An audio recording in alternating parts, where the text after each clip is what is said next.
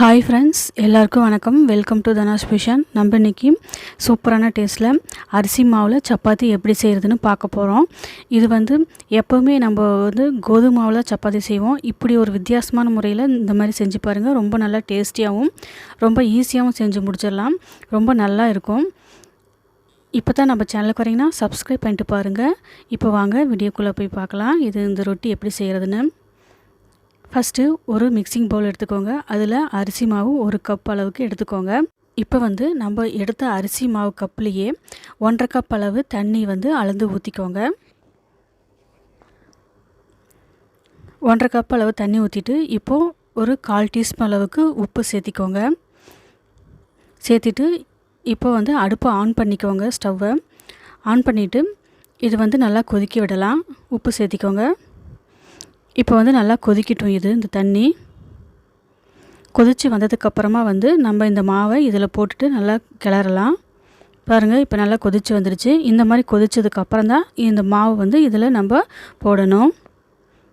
மாவு எல்லாத்தையும் போட்டுட்டு இப்போ ஒரு கரண்டி வச்சு நல்லா கலந்து விடுங்க.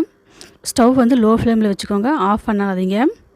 நல்லா கலந்து விடுங்க. தண்ணியெல்லாம் அப்சர்வ் ஆகி மாவு நல்லா கெட்டியாக வர வரைக்கும் நல்லா கலந்து விட்டுக்கோங்க. இப்போ இந்த மாதிரி நல்லா கலந்து விட்டதுக்கப்புறமா ஸ்டவ் ஆஃப் பண்ணிக்கோங்க. இப்போ இதை வேறு ஒரு மிக்சிங் பவுல் எடுத்து வச்சுட்டு நல்லா இந்த மாதிரி அழுத்தம் கொடுத்துட்டு மூடி வச்சுருங்க. இதோட சூடு கொஞ்சம் ஆறட்டும், கை பொறுக்கிற அளவுக்கு வரட்டும். அதுக்கப்புறமா நம்ம இதை ஓப்பன் பண்ணி பார்க்கலாம். இப்போது எல்லாத்தையும் நல்லா இந்த கொஞ்சம் வெதுவெதுப்பான சூட்லேயே இந்த மாதிரி எல்லாத்தையும் நல்லா கலந்து விடுங்க. இந்த மாதிரி நல்லா மிக்ஸ் பண்ணுங்கள். சப்பாத்தி மாவு பிணையிற மாதிரி நல்லா மிக்ஸ் பண்ணிவிட்டு எந்த அளவுக்கு நீங்கள் ரொட்டி உருட்ட போகிறீங்களோ அந்த அளவுக்கு பால் உருட்டி இந்த மாதிரி வச்சுக்கோங்க. நான் எடுத்த மாவுக்கு 9 உருண்டை வந்திருக்குது. இப்போ இதை மூடி வச்சுருங்க, காஞ்சி போயிடும். இப்போது அரிசி மாவை தொட்டு இந்த மாதிரி சப்பாத்தி கல்லில் இந்த மாதிரி திரட்டிக்கோங்க. திரட்டினதுக்கப்புறமா இந்த ஷேப் இப்படி தான் இருக்கும். அதனால் ஒரு பவுல் வச்சுட்டு இதை ஷேப் பண்ணிக்கலாம். மீதியாக வீச வேண்டாம். அதையும் நம்ம மாவு கூட சேர்த்து இதே மாதிரி ரொட்டி போட்டுக்கலாம், திரட்டிக்கலாம். இதே மாதிரி எல்லா சப்பாத்தியும் மாவையும் திரட்டி எடுத்து வச்சுக்கோங்க. இப்போது இது மாதிரி எல்லாத்தையும் திரட்டி எடுத்து வச்சாச்சு. இப்போது தோசைக்கல்லை வச்சு நல்லா சூடு பண்ணிக்கோங்க. மீடியம் ஃப்ளேமில் வச்சுட்டு இப்போது நம்ம திரட்டி வச்சுருக்கிற மாவை இதில் போட்டுக்கோங்க. போட்டுட்டு ஒரு பக்கம் நல்லா சூடானதுக்கப்புறம் அடுத்த பக்கம் போடுங்க. இப்படி எல்லா பக்கம் நல்லா திருப்பி போட்டு நல்லா வேகிற மாதிரி எடுத்து வேக வச்சுக்கலாம். நம்ம இந்த மாதிரி ப்ரௌன் கலர் வரைக்கும் நல்லா வேக வச்சுக்கோங்க. எல்லா பக்கமும் துணி வச்சு ப்ரெஸ் பண்ணுங்கள், இல்லைன்னா அந்த கரண்டிலே வச்சு ப்ரெஸ் பண்ணுங்கள். அப்போ தான் ஏர் உள்ளே போய் உள்ளே இருக்கிற மாவில் நல்லா வெந்து இந்த மாதிரி உப்பி வரும். இந்த மாதிரி வேக வச்சுக்கோங்க. இப்போது இது ஒரு காட்டன் துணியில் போட்டுட்டு மூடி வச்சுக்கோங்க, ஏன்னா காஞ்சி போயிடும்.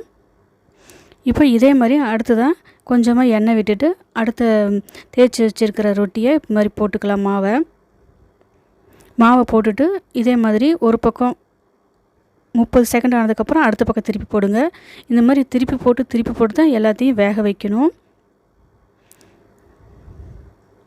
இது மாதிரி அழுத்தம் கொடுங்க. அப்போது உள்ளே இருக்கிற ஏர் போய் எல்லாமே உள்ளே நல்லா வேகும். அடுப்பு லோ ஃப்ளேமில் வச்சிடாதீங்க, மீடியம் ஃப்ளேம்லேயே வச்சு செய்யுங்க. அப்போ தான் இது சட்டுன்னு வேகும். இல்லைன்னா லோ ஃப்ளேமில் வச்சா வேகவே வேகாது. இந்த மாதிரி கலர் சேஞ்ச் ஆகி நல்லா வெந்து வந்துடும் எல்லா பக்கமும். அப்போ இது எல்லாத்தையும் இப்போ இது மாதிரி வேக வச்சுட்டு அந்த துணியில் காட்டன் துணியில் போட்டு மூடி வச்சுக்கோங்க. சூடாக சாப்பிட்றதுனால சாப்பிட்லாம், இல்லைன்னா துணியில் போட்டு வச்சா எப்பயும் வெதுப்பாக இருக்கும். எப்போ வேணாலும் அப்புறம் சாப்பிட்லாம். இதே மாதிரி எல்லா ரொட்டியும் போட்டு எடுத்து இந்த மாதிரி வச்சுக்கோங்க. பாருங்கள், எல்லா ரொட்டியும் சூப்பராக நம்மளுக்கு இப்போ ரெடி ஆயிடுச்சு. இது கிரேவி கூட சாப்பிட ரொம்ப நல்லாயிருக்கும். இல்லைன்னா மட்டன் குழம்பு இந்த மாதிரி நான்வெஜ்ஜு கூட சாப்பிடவும் ரொம்ப நல்லா டேஸ்டியாக, ஒரு டிஃப்ரெண்ட்டாகவும் ரொம்ப நல்லா டேஸ்டியாகவும் இருக்கும். இந்த மாதிரி பிச்சு காட்டுறேன் பாருங்கள், உள்ளேயெல்லாம் எவ்வளோ நல்லா இந்த மாதிரி நல்லா சாஃப்டாக நல்லா வெந்து வந்திருக்குது. நான் இன்றைக்கி காலிஃப்ளவர் கிரேவியோடு சாப்பிட போகிறேன். நாளைக்கு இன்னொரு வீடியோவில் பார்க்கலாம். தேங்க்யூ ஃபார் வாட்சிங்.